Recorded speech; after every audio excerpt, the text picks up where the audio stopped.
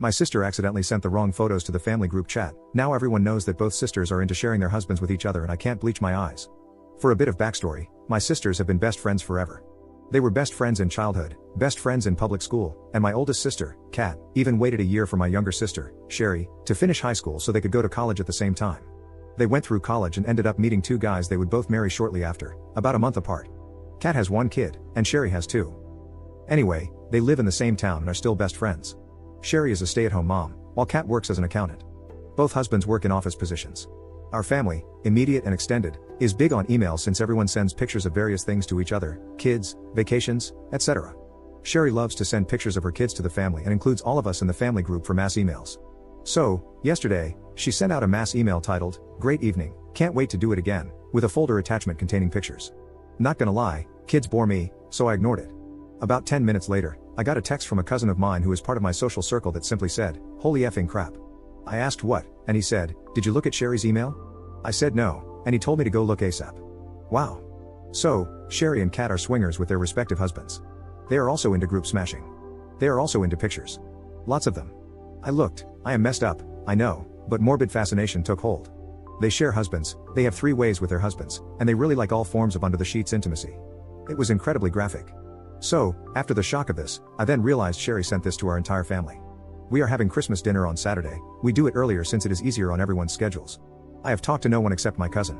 It has been deathly quiet among our family, and I really don't want to be there Saturday. How do I handle this? What do I say to my sisters or my parents? I think booze will be heavily consumed on Saturday. Update 1.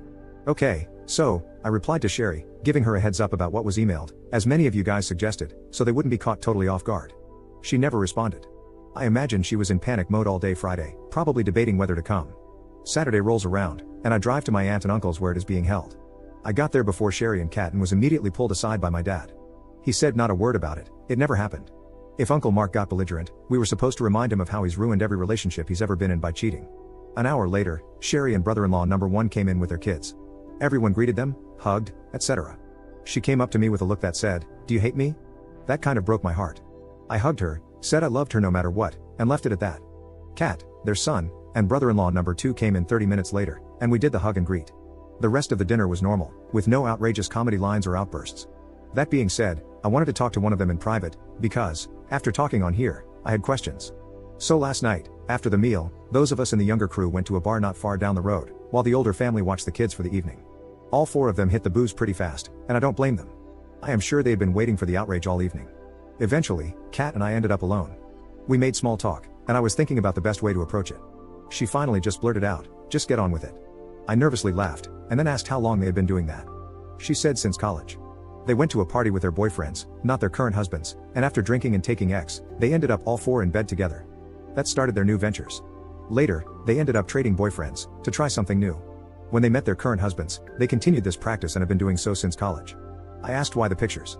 She said they like to look at them to get in the mood. I asked how often they do these events. She said every 2 to 3 months, just something that spices it up for them. I asked if they do it with others, and she said no way. They're only comfortable with the 4 of them because they all have feelings for each other. I turned my head a bit at that, and she explained that she loves her husband more than anything, but after being with Sherry's husband on that basis for nearly 7 years, she couldn't help but have feelings for him. She said Sherry feels the same for her husband. She said her connection with Sherry has always stayed incredibly strong, and they have never felt jealousy. She said it makes the 4 of them closer as best friends. She told me that if either of their husbands went outside of the 4 of them, they'd cut their manhood off. My sweet sisters discussing cutting off the sacred sword was a pretty big shock, though it was in jest. I asked if they ever get with the other husband without their sister or their own husband.